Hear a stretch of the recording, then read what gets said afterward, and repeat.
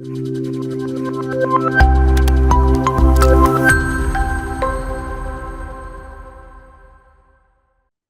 യോൺ, welcome to learn vice.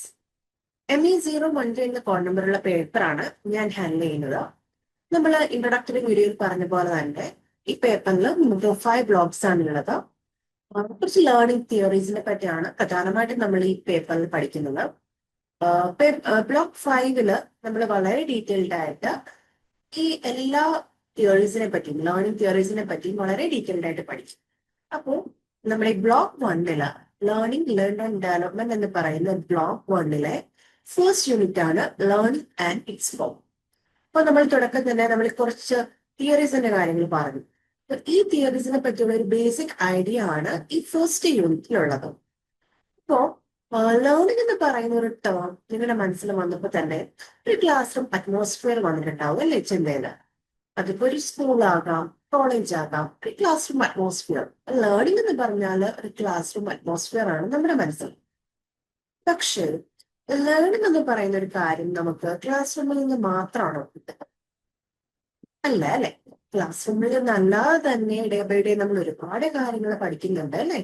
അപ്പൊ ഈ class റൂമിലെ ഒരു ഫോർമൽ അറ്റ്മോസ്ഫിയർ അല്ലാതെ എന്തെല്ലാം കാര്യങ്ങൾ നമ്മുടെ ലേണിങ്ങിനെ പറ്റി ലേണിങ്ങില് നമ്മളെ ബാധിക്കുന്നുണ്ട്, നമ്മുടെ ലേണിങ്ങിനെ ഇൻഫ്ലുവൻസ് ചെയ്യുന്നുണ്ടോ എന്നൊക്കെ നമുക്ക് ഈ ബ്ലോക്കിൽ പഠിക്കാം. അതുപോലെ തന്നെ നമ്മുടെ ഈ ബ്ലോക്കിൽ നമ്മൾ ബ്ലോക്ക് 5 വരെയും നമ്മൾ കുറച്ച് സൈക്കോളജിസ്റ്റുകളുടെ പേരൊക്കെ നമ്മൾ പ്രധാനമായിട്ടും ഓരോ തിയറീസുമായിട്ട് ബന്ധപ്പെട്ട് ഓർത്തിരിക്കേണ്ടതായിട്ടുണ്ട്. ബ്ലോക്ക് 5 ഒക്കെ ആവുമ്പോൾ നിങ്ങൾക്ക് ഈ പേര് ആയിട്ട് നമുക്ക് ഓരോ തിയറീസും ഈ പേരുകളുമായിട്ട് കണക്ട് ചെയ്യാൻ പറ്റും. അപ്പൊ നമുക്ക് നോക്കാം നമ്മുടെ ഈ യൂണിറ്റ് 1 എന്തൊക്കെയാണ് പഠിക്കാനുള്ളത്. പ്രധാനമായിട്ടും കോൺസെപ്റ്റ് ഓഫ് ലേണിംഗ് എന്ന് പറയുന്ന കോൺസെപ്റ്റ് അത് ഡിഫറെന്റ് പെർസ്പെക്ടീവ്സിന്റെ ബേസിൽ, അതായത് ബിഹേവിയറിസം, കോഗ്നിറ്റീവിസം, കൺസ്ട്രക്റ്റീവിസം തുടങ്ങിയ തിയറീസിന്റെ ബേസിൽ ആണ് നമ്മൾ നോക്കുന്നത്. Then situative cognition, then concepts associated with situative cognition, പിന്നെ ടൈപ്സ് ഓഫ് ലേണിംഗ് ഔട്ട്കംസ് തുടങ്ങിയ പോയിന്റ്സ് ഒക്കെയാണ് നമ്മൾ ഈ യൂണിറ്റിൽ പ്രധാനമായിട്ടും ഡിസ്കസ് ചെയ്യാൻ പോകുന്നത്. അപ്പോ നമുക്ക് നമ്മുടെ ഫസ്റ്റ് ടോപ്പിക് ആയിട്ടുള്ള കോൺസെപ്റ്റ് ഓഫ് ലേണിംഗ് ഡിഫറെന്റ് പെർസ്പെക്റ്റീവിലേക്ക് വരാം. ഫസ്റ്റ് ആയിട്ട് ബിഹേവിയറിസ്റ്റ് പെർസ്പെക്റ്റീവ്. അപ്പൊ ഈ ബിഹേവിയറിസം എന്ന് പറയുമ്പോൾ തന്നെ മനസ്സിലായിട്ടുണ്ടോ അല്ലെ, നമ്മുടെ ഒരു പെരുമാറ്റവുമായിട്ട് ബന്ധപ്പെട്ട ഒരു തിയറിയാണ്. അപ്പോ ഈ തിയറിയിൽ നമുക്ക് 3 അസംഷൻസ് ആണ് ഉള്ളത്. ഫസ്റ്റ് വൺ എന്ന് പറയുന്നത് behavior as opposed to mind or consciousness lends itself to scientific scrutiny. അതായത് ബിഹേവിയർ എന്ന് പറയുന്നത് ജസ്റ്റ് മൈൻഡ് അല്ലെങ്കിൽ കോൺഷ്യസ്നെസ്സുമായിട്ട് ഓപ്പോസിറ്റ് ആണ്. എന്തിന്റെ ബേസിലാണ് ഓപ്പോസിറ്റ് ആയിട്ട് വരിക? സയന്റിഫിക് ആയിട്ട് സ്റ്റഡി ചെയ്യാനായിട്ട്. ബിഹേവിയർ സയന്റിഫിക് ആയിട്ട് സ്റ്റഡി ചെയ്യാൻ കൂടി ഈസിയാണ്. Just opposite mind of consciousness, അതായത് മൈൻഡ് അല്ലെങ്കിൽ ഒരു കോൺഷ്യസ്നെസ്സിനെ സ്റ്റഡി ചെയ്യാൻ സയന്റിഫിക് ആയിട്ട് സ്റ്റഡി ചെയ്യാൻ കുറച്ചുകൂടി ഡിഫിക്കൽട്ട് ആണ്. അതേസമയം ബിഹേവിയറിനെ സ്റ്റഡി ചെയ്യാനോ കുറച്ചുകൂടി എളുപ്പമാണ്. ഇതാണ് first assumption. Second one, sensory experience is source of learning. അതായത് നമ്മളൊരു എക്സാമ്പിൾ പറഞ്ഞാല്, നമ്മളൊരു ആപ്പിൾ എന്ന് പറയുന്ന ഒരു പേര് പെട്ടെന്ന് നമ്മൾ മനസ്സിലേക്ക് വരുന്നു, അല്ലെങ്കിൽ കാണുന്നു. ആപ്പിൾ കാണുമ്പോൾ പെട്ടെന്ന് നമ്മുടെ മനസ്സിലേക്ക് ആ ഒരു കളർ അല്ലെ, റെഡ് കളർ വരും. അതിന്റെ ഒരു ഷേപ്പ് എങ്ങനെയാണ്, അതിന്റെ ടേസ്റ്റ്, ഇതൊക്കെ പെട്ടെന്ന് നമ്മുടെ മനസ്സിലേക്ക് വരുന്നു. നമ്മൾ സെൻസ് ചെയ്യാണ്, പെട്ടെന്ന് തന്നെ ഒരു പേര് കേൾക്കുമ്പോൾ തന്നെ നമ്മൾ സെൻസ് ചെയ്യാണ് ഇതിന്റെ കളറും കാര്യങ്ങളൊക്കെ നമ്മൾ വിഷ്വലായിട്ടോ അല്ലാതെയൊക്കെ ആയിട്ട് നമ്മൾ സെൻസ് ചെയ്യാണ്. അതാണ് നമ്മുടെ second assumption, sensory experience. Third one എന്ന് പറയുന്നത് അസോസിയേഷനിസം.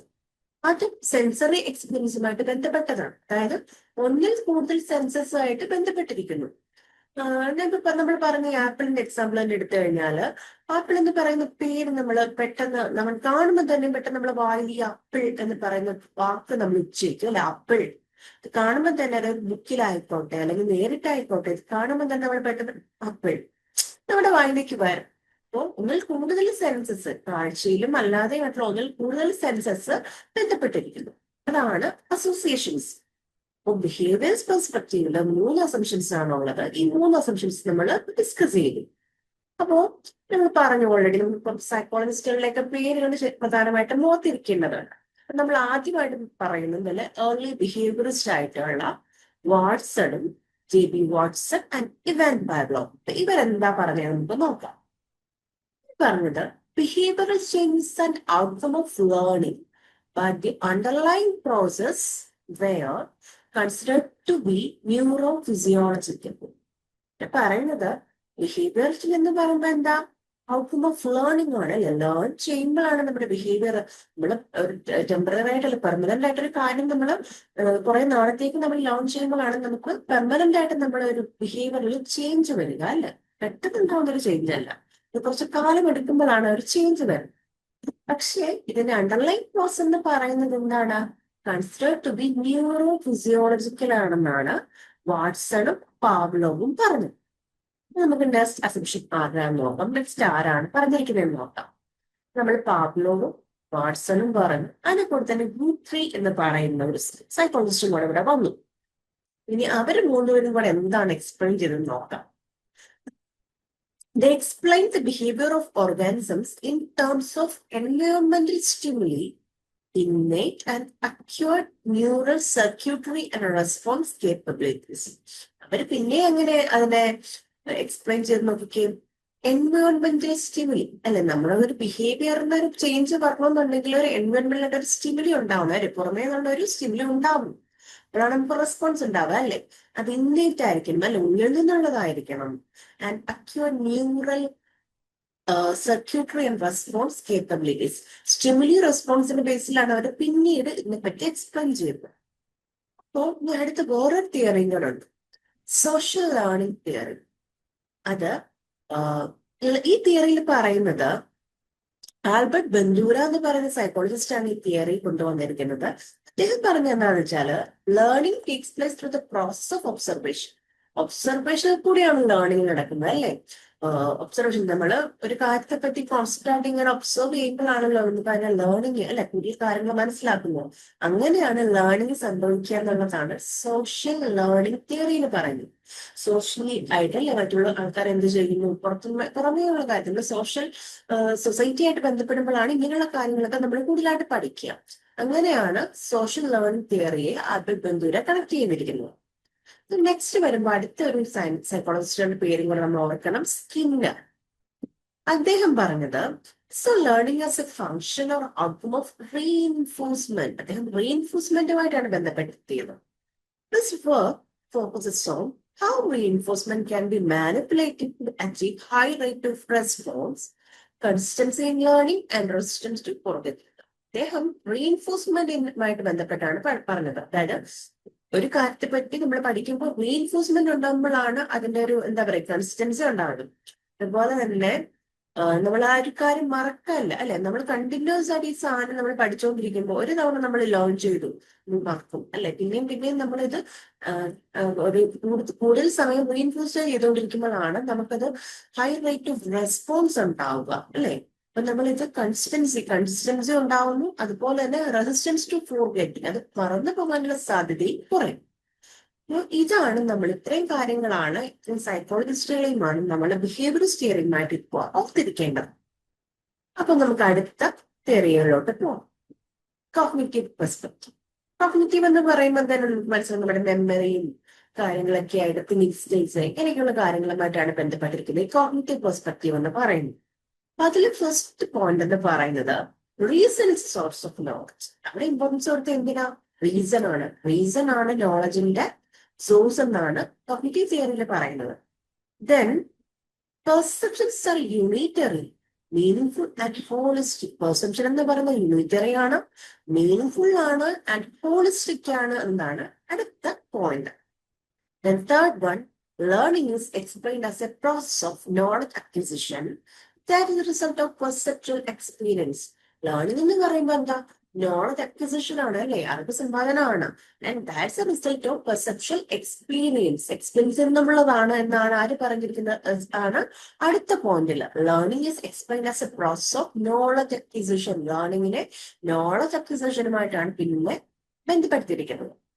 Then cognitive structuralists believe that schemata are significant in cognitive learning. Schemata ഒക്കെയാണ്, അതായത് നമ്മുടെ നോളജിന്റെ ഒരു ബേസിക് ആയിട്ടുള്ള ഒരു ഒരു തരത്തിലുള്ള ഒരു നോളജ് എല്ലാം കൂടെ ഉള്ള ഒരു പോയിന്റ്, ഒരു ചെറിയൊരു പോയിന്റിനെയാണ് നമ്മൾ എന്താ പറയുക, ഒരു ബ്ലോക്ക് ഓഫ് നോളജ് എന്ന് വേണേൽ പറയും. അതിനാണ് നമ്മൾ സ്കീമാറ്റ എന്ന് പറയുന്നത്. അതിനകത്ത് എല്ലാം നോളജിനായി ആ ഒരു ടോപ്പിക്കുമായിട്ട് അല്ലെങ്കിൽ ഒരു നോളജുമായിട്ട് ബന്ധപ്പെട്ട എല്ലാ കാര്യങ്ങളും ഉൾപ്പെടുന്ന ഒരു ബ്ലോക്ക്. അതിനാണ് സ്കീമാറ്റ എന്ന കോഗ്നിറ്റീവ് തിയറിയിൽ പറയുന്നത്.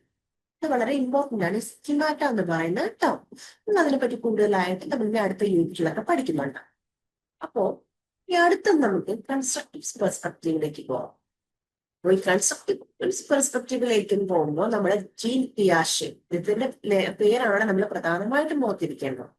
അപ്പൊ അദ്ദേഹം നമ്മള് ഇൻട്രൊഡക്ടറി വീഡിയോയിൽ പറഞ്ഞപ്പോ തന്നെ നമ്മൾ പഠിച്ചു. കൺസ്ട്രക്റ്റീവ് പെർസ്പെക്റ്റീവ് എന്ന് പറഞ്ഞപ്പോ തന്നെ നമ്മൾ പറഞ്ഞു അതിന്റെ ഒരു മെയിൻ ആയിട്ടുള്ള ഒരു ബേസ് ആയിട്ടുള്ള ഒരു ഐഡിയ എന്ന് പറഞ്ഞാല് നമ്മൾ ഈ നോളജ് എന്ന് പറയുന്ന കാര്യം നമുക്ക് എവിടെന്നെങ്കിലും റാൻഡം ആയിട്ട് കിട്ടുകയല്ല. റാൻഡം ആയിട്ട് എവിടെന്നെങ്കിലും നമ്മൾ കിട്ടുന്ന സാധനം അല്ല ഈ നോളജ്.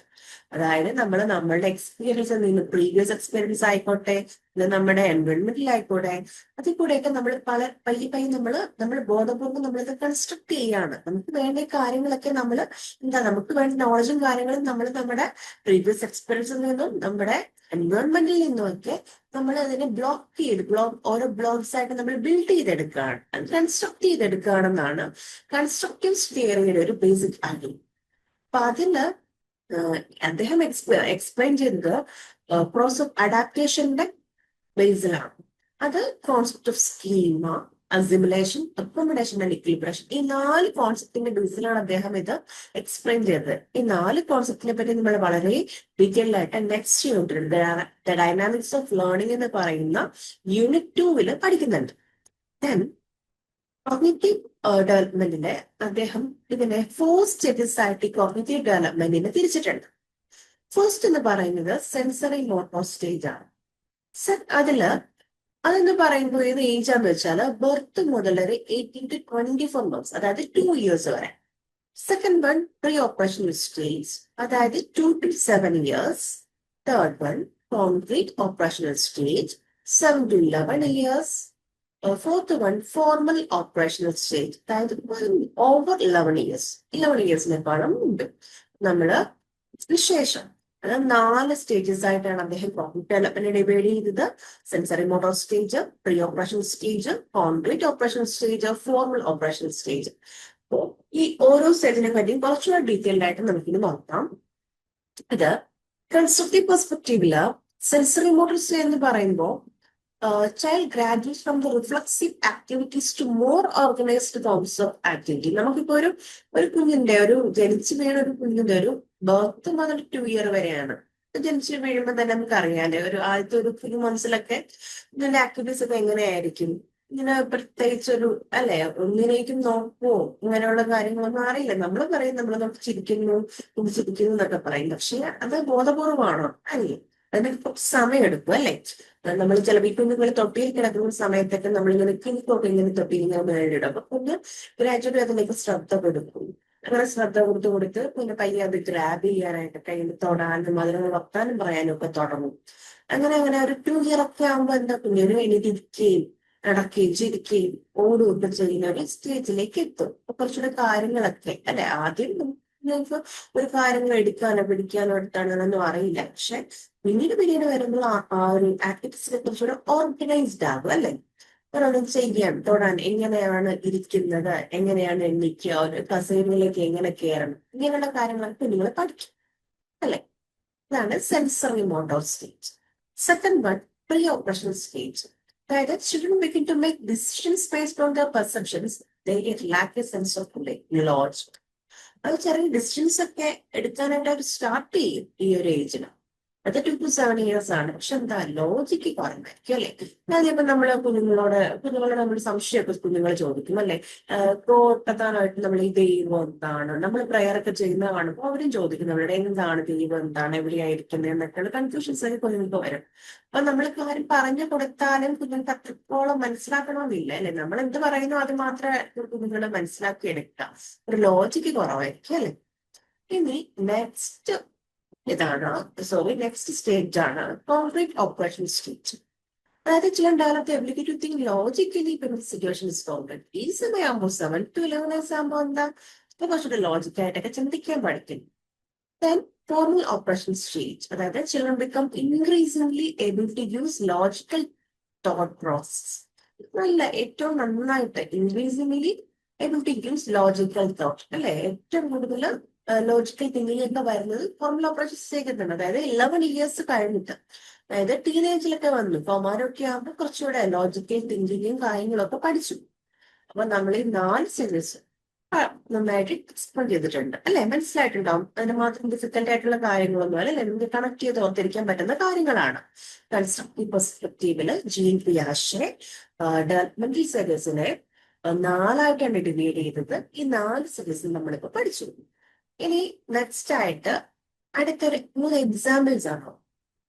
ഈ നമ്മൾ ഈ തിയറീസുമായിട്ട് ബന്ധപ്പെട്ട് 3 എക്സാമ്പിൾസ് നമുക്ക് പഠിക്കാനുണ്ട്. ഫസ്റ്റ് എക്സാമ്പിളില് ഒരു 2.5 years old പഹാരി ജൽ, അതായത് നമ്മുടെ നേപ്പാളിലേക്ക് ബോർഡറിൽ പ്രാന്തപ്രദേശങ്ങളിൽ താമസിക്കുന്ന ഒരു കൂട്ടം ആൾക്കാരാണ്, ഒരു വില്ലേജേഴ്സ് ആണ് പഹാരി എന്ന് പറയുന്നത്. അപ്പൊ അവരുടെ ആ ഒരു പഹാരി ചൈൽഡ് 2.5 years 2.5 വയസ്സുള്ള ഒരു കുട്ടിയുടെ ഒരു എക്സ്പീരിയൻസ്, ഒരു വ്യക്തിക്ക് ആ കുട്ടിയായിട്ടുള്ള ഒരു എക്സ്പീരിയൻസ് ആണ് പറയുന്നത്. അപ്പൊ ഈ കുട്ടി ഇദ്ദേഹത്തിന്റെ വീട്ടിൽ വരുമ്പോ അവിടെ ആ ഒരു സമയത്ത് അവിടെ ഒരു ടെമ്പിളിൽ അവിടെ ഈ നമ്മുടെ ഈ നവരാത്രിയൊക്കെ അനുബന്ധിച്ചിട്ട് ഈ കന്യാപൂജ എന്ന് പറയുന്ന ഒരു സംഭവം ഉണ്ട്. അതായത് കന്യകളെ പൂജിക്കുക. അപ്പോൾ ഈ സമയത്ത് ഈ പൂജയ്ക്ക് ഒരു താലം ഉണ്ടാകും അമ്പലത്തിലേക്കിട്ട്. അപ്പൊ ആ താലത്തിൽ പ്രധാനമായിട്ട് ഒരു സ്വീറ്റ് ഉണ്ടാകും. സ്വീറ്റ് ഉണ്ടാവും, പിന്നെ ഒരു കുങ്കുമം ഉണ്ടാവും, പിന്നെ കയ്യിൽ കിട്ടുന്ന ചരട് ഉണ്ടാവും, ലൈറ്റ് ഉണ്ടാവും, അങ്ങനെ കുറച്ച് കാര്യങ്ങളൊക്കെ കൊണ്ട് ഒരു താലമുണ്ട്. അപ്പൊ ഈ കുട്ടി ആ വീട്ടിലേക്ക് വരുമ്പോൾ ഈ താലം കാണുകയാണ്. അപ്പൊ അതിനകത്ത് സ്വീറ്റ് ആയിട്ടുണ്ടായിരുന്ന ഹൽവയാണ്. അപ്പൊ ഈ ഹൽവ കണ്ടപ്പോ ഈ കുട്ടി പെട്ടെന്ന് തന്നെ സംശയപ്പോ കുട്ടിയോട് ചോദിച്ചു, എന്താണ് ഇതെന്താ സംഭവം എന്ന് ചോദിച്ചു. ഇതെന്താണെന്ന് ചോദിച്ചു, കുട്ടി കാണിച്ചിട്ട് ചോദിച്ചു. അപ്പൊ കുട്ടി പറഞ്ഞു അത് തന്നെയാണെന്ന്. അപ്പം കുട്ടിക്ക് അറിയാമോ തന്നെ എന്ന് പറയുന്ന ഈ ചടങ്ങിനോടനുബന്ധിച്ചാണ് ഈ സാധനം, ഈ ഹൽവ ഈ താളത്തിൽ ഇരിക്കുന്നത്. അപ്പോ താളത്തിൽ ഇരിക്കുമ്പോൾ കുട്ടി ഹൽവ എന്നല്ല പറയുന്നത്, തന്നെ എന്നാണ് പറയുന്നത്.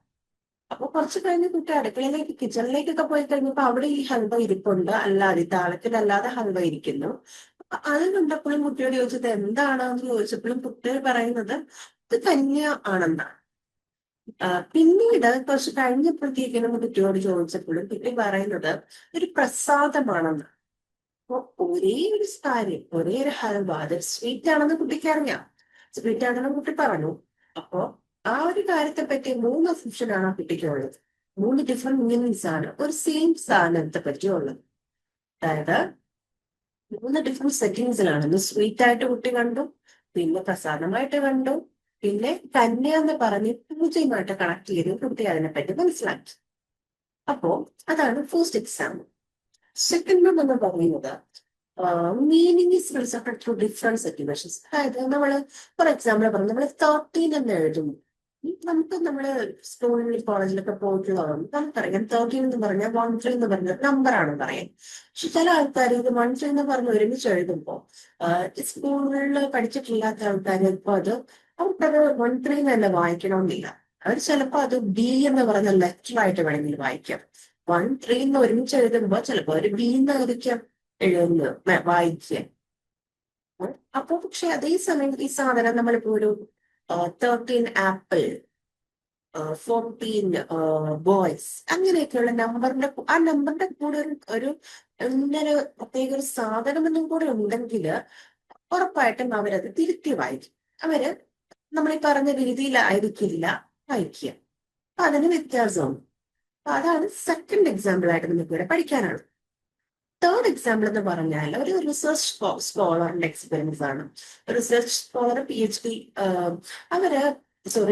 ഒക്കെ ചെയ്ത് അവര് ഒരു കമ്മ്യൂണിറ്റി പ്രാക്ടീസിന് വേണ്ടിയിട്ട് പോവുകയാണ്. അപ്പൊ പോകുന്ന സമയത്ത് അവിടെ ഒരു ഗ്രൂപ്പ് ഓഫ് പീപ്പിൾ ഉണ്ട്. അവരെ ഹെൽപ്പ് ചെയ്യാൻ വേണ്ടിയിട്ടാണ് ഈ പ്രത്യേക ആള് അവിടെ പോകുന്നത്. അപ്പൊ ആള് ചെല്ലുമ്പോ ആൾക്ക് ഡെസർട്ടേഷൻ അവരെ എഴുതാനായിട്ട് അങ്ങനെയുള്ള ഒരു നോളജ് ആൾക്കില്ല. അത് ആൾക്ക് ന്യൂ ഒരു എക്സ്പീരിയൻസ് ആണ്. എന്നാൽ ആൾക്ക് കമ്പ്യൂട്ടറുമായിട്ട് ബന്ധപ്പെട്ട് നല്ല നോളജ് ഉണ്ട്. നമ്മൾക്ക് നല്ല ടൈപ്പ് ചെയ്യാനും കാര്യങ്ങൾ ക്രിയേറ്റ് ചെയ്യാനും എല്ലാത്തിനും ആൾക്ക് PPT ക്രിയേറ്റ് ചെയ്യാനും കാര്യങ്ങളെല്ലാം ഭയങ്കര നോളജാണ്. പക്ഷെ അതേസമയം ഡെസിറ്റേഷനുമായിട്ട് ബന്ധപ്പെട്ട ആൾക്ക് പ്രബന്ധം തയ്യാറാക്കാനായിട്ട് ആൾക്ക് അത്ര അറിയില്ല, ന്യൂ ആണ്. പക്ഷേ ഈ സാഹചര്യങ്ങളിലും കൊണ്ട് ഇവിടെയുള്ള കുട്ടികളുമായിട്ട് മറ്റുള്ള സ്കോളേഴ്സുമായിട്ടുള്ള ബന്ധം കൊണ്ട് ആള് ഗ്രാജുവലി ഈ കമ്മ്യൂണിറ്റി പ്രാക്ടീസ് കഴിയുന്നതിനുള്ളിൽ അല്ലെങ്കിൽ കാലയളവിനുള്ളിൽ ഈ കാര്യങ്ങളിൽ കുട്ടി എക്സൽ ആകുകയാണ്. അപ്പൊ ആൾക്കറിയാവുന്ന ഈ കമ്പ്യൂട്ടർ നോളജ് കൊണ്ട് ആള് മറ്റുള്ളവരെ ഹെൽപ്പ് ചെയ്യുകയും ചെയ്തു, അവർക്ക് അത് പറഞ്ഞു കൊടുത്തു. എന്നാൽ അവരിൽ നിന്ന് തിരിച്ചു ആളെന്ത് ചെയ്തു, ഈ ഒരു നോളജ് എടുത്തു, അവർക്കത് മനസ്സിലായി, അത് അവരിൽ നിന്നും പഠിച്ചു. അതായത് കമ്മ്യൂണിറ്റി സപ്പോർട്ട്, കമ്മ്യൂണിറ്റി പ്രാക്ടീസ് വഴി കിട്ടിയ ഒരു ഒരു എന്താ പറയാ, ഒരു ഹാബിറ്റാണ്, അല്ലെങ്കിൽ ഒരു രീതി, അല്ല സോറി, ഒരു അച്ചീവ്മെന്റ് ആണ്. അതിൽ നിന്നും കിട്ടിയ ഒരു അച്ചീവ്മെന്റ് ആണ് ഒരു പുതിയൊരു കാര്യം ലേൺ ചെയ്യാനായിട്ട് കമ്മ്യൂണിറ്റി പ്രാക്ടീസ്, കൂടുതൽ ആൾക്കാർ അറിവുള്ള കുറച്ചുകൂടെ കൂടുതൽ ആൾക്കാരുമായിട്ട് ബന്ധപ്പെട്ടപ്പോഴാണ് ആ കാര്യം പഠിക്കാനായിട്ട് പറ്റിയത്. അപ്പൊ ഇതാണ് നമ്മൾ 3 എക്സാമ്പിൾസ് ആയിട്ട് ഇതിനകത്ത് പറയുന്നത്. ബാക്കിയുള്ള ടോപ്പിക്സ് നമുക്ക് പ്രധാനമായിട്ടും നമ്മളിപ്പോ ഈ 3 behaviourist theory, cognitive theory, constructive theory, ഈ 3 പെർസ്പെക്റ്റീവ് നമ്മൾ പഠിച്ചു. ഇനി അടുത്ത ടോപ്പിക്കായിട്ട് വരുന്നത് സിറ്റുവേറ്റഡ് കോഗ്നിഷൻ ആണ്. സിറ്റുവേറ്റഡ് കോഗ്നിഷൻ എന്ന് പറയുന്ന ടേം പറയുന്നതിന് ഫസ്റ്റ് ആയിട്ട് നമ്മൾ ശ്രദ്ധിച്ചിരിക്കേണ്ടത്, നമ്മുടെ മനസ്സിൽ ഓർത്തിരിക്കേണ്ട ഒരു ടേം ആണ് ഡിക്ലറേറ്റീവ് നോളജും പ്രൊസീജിയറൽ നോളജും. അപ്പൊ അതെന്താന്ന് വെച്ചാൽ ഡിക്ലറേറ്റീവ് നോളജ് എന്ന് പറയുമ്പോൾ ഫാക്ട്സ് ഫാക്ട്സ് അല്ലെങ്കിൽ കോൺസെപ്റ്റ്, ഇതിനെയാണ് നമ്മൾ ഡിക്ലറേറ്റീവ് നോളജ് എന്ന് പറയുന്നത്. അതേസമയം പ്രൊസീജിയറൽ നോളജ് എന്ന് പറയുമ്പോൾ ദ പ്രോസസ്. ഒരു എക്സാമ്പിൾ പറഞ്ഞാൽ ഡിക്ലറേറ്റീവ് നോളജ് എന്ന് പറയുമ്പോൾ നമ്മൾ സയൻസിന്റെ സയൻസ്, ഹിസ്റ്ററി, ജോഗ്രഫി തുടങ്ങിയ സബ്ജക്ട്സ് ഒക്കെ പഠിക്കുമ്പോൾ അതിന്റെ ഒരു എന്താ പറയുക ഫാക്ട്സ് ആണ് നമ്മൾ പഠിക്കുക അല്ലേ. പക്ഷെ അതേസമയം നമ്മള് സ്വിമ്മിങ് പഠിക്കുന്നു, അല്ലെങ്കിൽ നമ്മള് ഡ്രൈവിംഗ് പഠിക്കുന്നു, ഈ കാര്യങ്ങളൊക്കെ പ്രൊസീജിയറൽ നോളജ്, പ്രൊസീജിയർ ആണ് അല്ലെ, ഒരു പ്രോപ്പർ ആയിട്ട് ഒരു പാർട്ടായിട്ട് ഒരു പ്രൊസീജിയർ ആയിട്ടാണ് നടക്കുക അല്ലെ. അപ്പൊ അത് ആണ് ഇത് തമ്മിലുള്ള ഒരു ഡിഫറൻസ് എന്ന് പറയുന്നത്. Civic cognition എന്ന് പറയുമ്പോൾ the theory of civic cognition claims that every human thought is adapted to the environment. എല്ലാ ഹ്യൂമൻ ബീങ്ങിന്റെ തോട്ട് എന്ന് പറയുന്നത് എന്താണ്, അഡാപ്റ്റഡ് ടു ദ എൻവയോൺമെന്റ്, എൻവയോൺമെന്റുമായിട്ടാണ് കണക്ഷൻ എന്നാണ് സിവിക് കോഗ്നിഷനിൽ പറയുന്നത്. നോളജും നമ്മുടെ എന്താ പറയുന്നത്, നമ്മുടെ മൈൻഡും തമ്മിൽ, എൻവയോൺമെന്റിൽ തമ്മിൽ നല്ല ഒട്ടും എന്താ പറയാ ഒട്ടും സെപ്പറേറ്റ് ചെയ്യാൻ പറ്റാത്ത വിധത്തിലുള്ള ഒരു ബന്ധമുണ്ട് എന്നാണ് സിറ്റുവേറ്റഡ് കോഗ്നിഷന്റെ ബേസ് ഐഡിയ. നോളജും എൻവയോൺമെന്റും തമ്മിൽ, നോളജ് അക്വിസിഷനും എൻവയോൺമെന്റിനും തമ്മിൽ റിലേഷൻഷിപ്പ് ഉണ്ടെന്നാണ് ഈ സിറ്റുവേറ്റഡ് കോഗ്നിഷൻ എന്ന് പറയുന്ന ടേമിന്റെ ഒരു base idea. Civic cognition has its origin in the research studies, where researchers have studied common people as to how they make sense of their surroundings, how they learn, solve problems, attain complex skills in a community. അതായത് formal സിറ്റുവേഷനിലുള്ള കാര്യം, ഒരു class അറ്റ്മോസ്ഫിയറോ കാര്യങ്ങളിലോ ഒന്നും അല്ല ഈ പറയുന്നത്. അതായത് സാധാരണ common people, how they make sense of the surroundings. അവർക്ക് സാധാരണ ആൾക്കാർക്ക് അവരുടെ സറൗണ്ടിങ്സുമായിട്ടുള്ള ബന്ധം, ഹൗ ദേ ലേൺ തിങ്സ്, എങ്ങനെയാണ് അവർ സറൗണ്ടിങ്സിൽ നിന്ന് കാര്യങ്ങൾ പഠിക്കുക, എങ്ങനെയാണ് പ്രോബ്ലംസ് സോൾവ് ചെയ്യുക, സ്കിൽസ് എങ്ങനെയാണ് അച്ചീവ് ചെയ്യുക, ഇതൊക്കെയാണ് നമ്മുടെ സറൗണ്ടിങ്സിൽ നിന്ന്, എൻവയോൺമെന്റിൽ നിന്നും ഇതൊക്കെ എങ്ങനെയാണ് സാധിക്കുക എന്നാണ് സിവിക് കോഗ്നിഷനിൽ പറയുക. Then civic cognition comes from studies in informal situation rather than formal situation.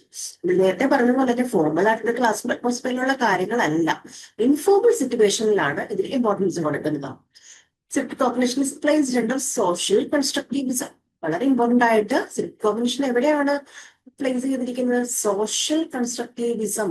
അവിടെയാണ് സിവിക് കോഗ്നിഷനിൽ സോഷ്യലി ആണ് സിവിക് കോഗ്നിഷന് ബന്ധമുള്ളത്.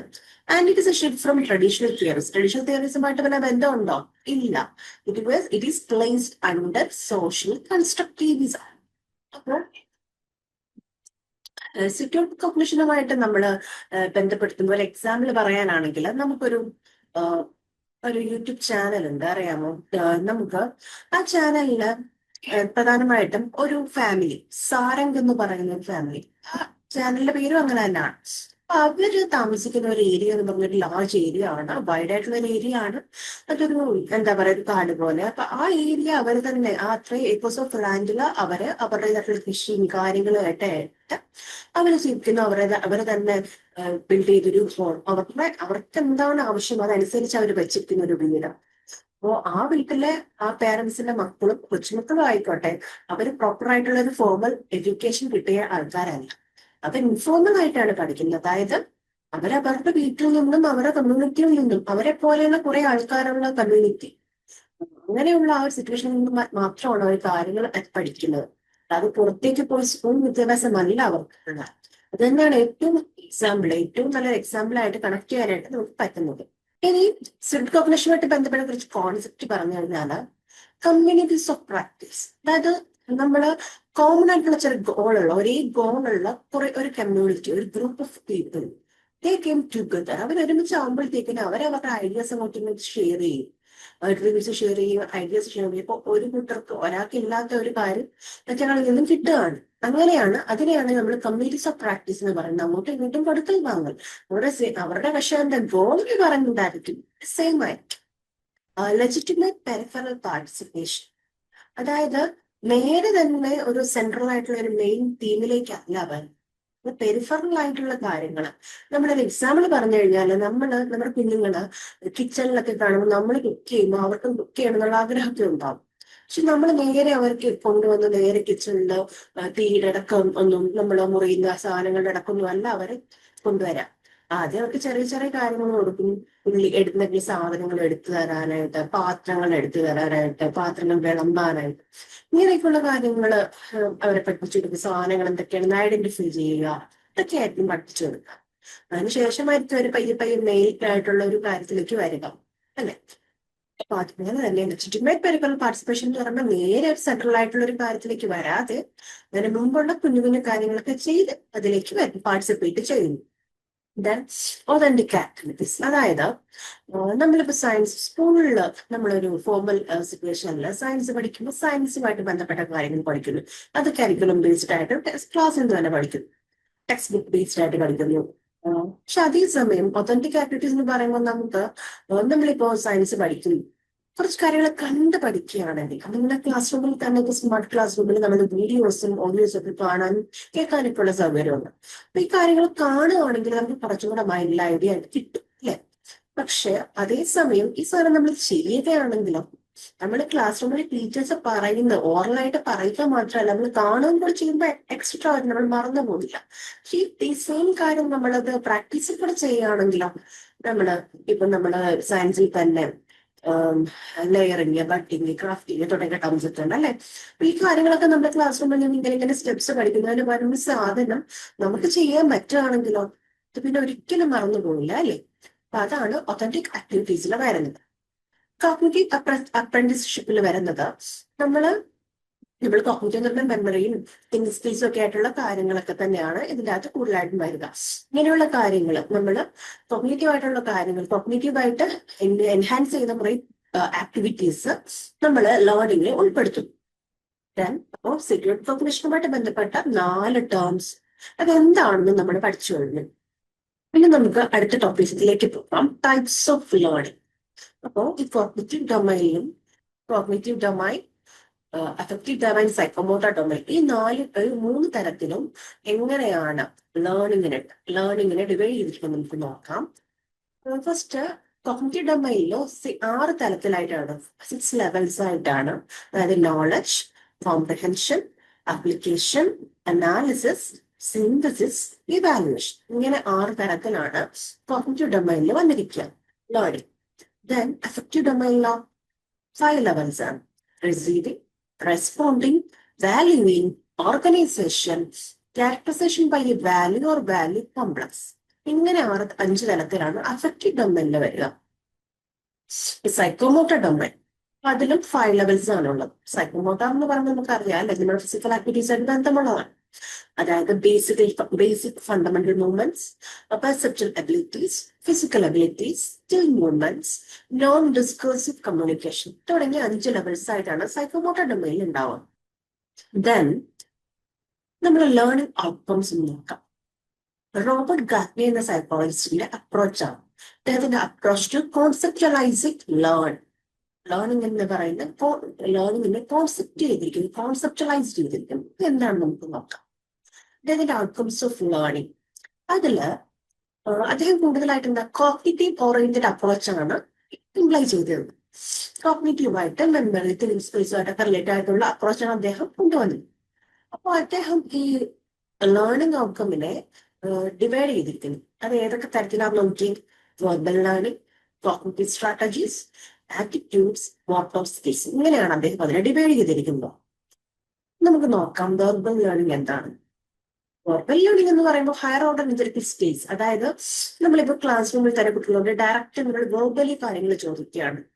Who is the president of India, who is prime minister, അങ്ങനെയുള്ള കാര്യങ്ങളൊക്കെ നമ്മൾ ഫസ്റ്റ് പ്രൈം മിനിസ്റ്റർ ആരാണ്, ഇങ്ങനെയുള്ള കാര്യങ്ങളൊക്കെ നമ്മൾ ചോദിക്കാം. തന്നെയാണ് നമ്മൾ വെർബൽ ലേണിംഗ് എന്ന് പറയുന്നത്. അപ്പൊ ഇന്റലക്ച്വൽ സ്റ്റേജിനെ തന്നെ ഗാർട്ട്നെ 3ആയിട്ട് തരംതിരിച്ചു, കാറ്റഗറൈസ് ചെയ്തു. അതിൽ ഫസ്റ്റ് വണ്ണാണ് discrimination learning, then concept learning, then rule learning. Discrimination learning എന്ന് പറയുമ്പോൾ നമ്മള് ചില ലെറ്റേഴ്സ് നമ്മള് ഇംഗ്ലീഷിലെ സ്മോൾ ലെറ്റേഴ്സിലോ നമ്മുടെ ബി ബിഫോർ ബോൾ, ബിയും ബിഫോർ ഡോൾ, ഡോൾ, ടി, ഈ രണ്ട് സാധനങ്ങളെ കുട്ടികൾക്ക് മിക്കപ്പോഴും കൺഫ്യൂസിംഗ് ആണ്. ബിയും ഡിയും ഒരേപോലെ ആയിരിക്കും ചില കുട്ടികൾ എഴുതുക, ആ രണ്ട് തിരിച്ചായിരിക്കും എഴുതുക. അപ്പോ ഈ ഡിസ്ക്രിമിനേഷൻ, ഇങ്ങനെയുള്ള കാര്യങ്ങളിൽ ഡിസ്ക്രിമിനേഷൻ. അതുപോലെ തന്നെ പപ്പി, ക്യാറ്റ്, കിറ്റ്, പൂച്ചക്കുഞ്ഞിനെയും പപ്പി, പട്ടിക്കുഞ്ഞിനും, ഇതൊക്കെ തമ്മിലുള്ള ഒരു മനസ്സിലാക്കുക, തിരിച്ചറിയുക, ഇങ്ങനെയുള്ള കാര്യങ്ങളൊക്കെ. കോൺസെപ്റ്റ് ലേണിംഗ് എന്ന് പറയുമ്പോൾ നമ്മൾ നേരത്തെ പറഞ്ഞു പപ്പിയുടെ കാര്യം അല്ലെ, പട്ടിക്കുഞ്ഞുങ്ങള്. അപ്പൊ ഈ ഡോഗ്സിന് തന്നെ ഡിഫറെന്റ് കാറ്റഗറീസ് ഉണ്ട്. അപ്പൊ ഈ പല പല കാറ്റഗറൈസ് തന്നെ അവൾ മനസ്സിലാക്കുക. ഈ ഒരു കോൺസെപ്റ്റ് ഇതെല്ലാം ഒരേ കാര്യത്തിൽ തന്നെ വരുന്നു, പക്ഷെ ഡിഫറൻഷിയേറ്റ് ചെയ്യുക. ഈ കാര്യങ്ങൾ പലതാണ്, പല ടൈപ്പിലുള്ള ഡോഗ്സ് ഉണ്ട്, ഇങ്ങനെയുള്ള കാര്യങ്ങളൊക്കെ മനസ്സിലാക്കിയെടുക്കുക. അതാണ് concept learning. Then rule learning. നമ്മളിപ്പോൾ മാത്സ് പഠിക്കുകയാണെങ്കിലും സയൻസ് പഠിക്കണമെങ്കിൽ ഓരോ റൂൾസ് ഉണ്ടല്ലോ. മാത്സ് പഠിക്കുമ്പോൾ നമ്മൾ ഇങ്ങനെ റൂൾസ് അപ്ലൈ ചെയ്യണമെങ്കിൽ നമുക്ക് ആൻസറിലേക്ക് എത്താൻ പറ്റുള്ളൂ. അല്ലാതെ തന്നെ വേണമെങ്കിൽ ആൻസറിലേക്ക് എത്താം, വേറെ കൂടെ എത്താൻ പറ്റും, പക്ഷെ അത് കുറച്ചുകൂടെ ഡിഫിക്കൽട്ട് ആയിരിക്കും അല്ലേ. അപ്പൊ അതുപോലെ തന്നെ റൂൾ എന്ന് പറയുമ്പോൾ നമ്മൾ ഒരിടത്ത് പോകുമ്പോൾ, ഒരു ബാങ്കിൽ പോകും, അല്ലെങ്കിൽ ഇതുപോലെ ഒരു പ്രൈവറ്റ് ഒരു പബ്ലിക് ആയിട്ടുള്ള ഒരു സ്ഥലത്ത് പോകുമ്പോൾ നമ്മൾ ക്യൂ നിൽക്കേണ്ട ആവശ്യങ്ങൾ വരും. അപ്പൊ ഈ ക്യൂ നിൽക്കേണ്ടിടത്ത് നമ്മൾ ക്യൂ തന്നെ നിന്ന് തന്നെ കാര്യം സാധിക്കണം. ഈ ഒരു കാര്യമല്ല റാൻഡമായിട്ട് കൂടി ചെന്നിട്ട് നമുക്ക് കാര്യം സാധിച്ചെടുക്കാൻ പറ്റില്ല. അപ്പൊ ഇങ്ങനെയുള്ള റൂൾസ് ഒക്കെ മനസ്സിലാക്കി എടുക്കുക, ഇതിനാണ് rule learning. Then cognitive strategies, then help to organise the cognitive process effectively. അതിന് വേണ്ടിയിട്ടാണുള്ള cognitive strategies. Then attitude learning, അത് ഇൻഫ്ലുവൻസസ് സ്റ്റുഡൻസ് ചോയ്സ് പേഴ്സണലായിട്ട്, വളരെ പേഴ്സണൽ ആയിട്ടുള്ളത്. അവരുടെ ആറ്റിറ്റ്യൂഡ്, എന്തിനോടാണ് ഇൻട്രസ്റ്റ് ഇല്ലാത്ത, ഇങ്ങനെയുള്ള കാര്യങ്ങൾ വളരെ പേഴ്സണൽ ആയിട്ടുള്ള കാര്യങ്ങളാണ്. ദെൻ മോട്ടോർ സ്കിൽസ്, അത് both cognitive and affective process are involved. Motor skills, generalisation, ability to arrive at a conclusion on the basis of a limited number of observations. അതായത് ചെറിയ കുറച്ച് കാര്യങ്ങൾ മാത്രം, കംപ്ലീറ്റ് ആയിട്ടുള്ള ഒരു പ്രോസസ്സ് കാണിക്കുകയോ ഒന്നും ചെയ്തില്ല, പക്ഷെ നമ്മൾ കുറച്ച് കാര്യങ്ങൾ കാണുമ്പോൾ തന്നെ ഒരു ജനറലൈസ് ചെയ്ത് ഇങ്ങനെയാണെന്ന് ജനറലൈസ് ചെയ്യും. കുറച്ച് ക്ലൂസ് ഒക്കെ കിട്ടുമ്പോൾ തന്നെ നമ്മളൊരു കൺക്ലൂഷനിലേക്ക് എത്തുക, ജനറലൈസേഷൻ. അപ്പൊ ഇങ്ങനെയുള്ള കുറച്ച് കാര്യങ്ങളാണ് നമ്മുടെ ലേണിംഗ് ഔട്ട്കംസിൽ വരിക. Then 4 pillars of education. നമുക്കറിയാം യുനെസ്കോയുടെ 4 pillars of educationൽ വരുന്നത്. നമ്മൾ ഇതിനെ പറ്റി വളരെ ഡീറ്റെയിൽ ആയിട്ട് ഇനിയുള്ള യൂണിറ്റ്സിൽ പഠിക്കുന്നുണ്ട്.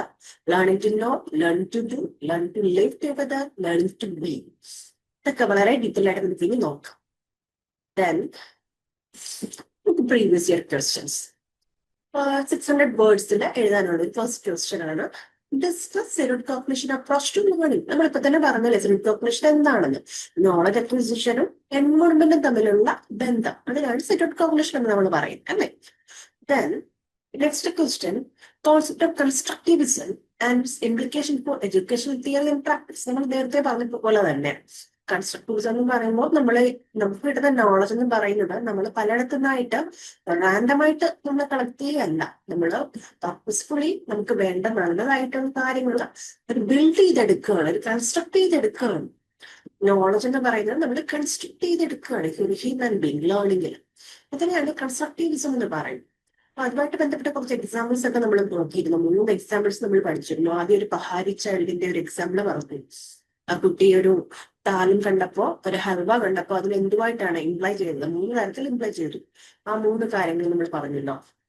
നമ്മൾ ഒന്ന് താലം, അതൊരു കന്യ എന്ന് പറഞ്ഞ പൂജയായിട്ട് കണ്ടു, പിന്നെ ഒരു ഫുഡായിട്ട് കുട്ടി കണ്ടു, പിന്നെ ഒരു പ്രസാദമായിട്ട് കണ്ടു. അപ്പൊ ഒരേ ഒരു കാര്യത്തിന് 3 തരത്തിലാണ് കുട്ടി കണ്ടത്. അപ്പൊ ഇതൊക്കെ നമ്മൾ വളരെ ഡീറ്റെയിൽ ആയിട്ട് നമ്മൾ പഠിച്ചിരുന്നു. അപ്പോ നമ്മുടെ ഈ ഫസ്റ്റ് യൂണിറ്റ് മനസ്സിലായിട്ടുണ്ടാവുമെന്ന് വിശ്വസിക്കുന്നു.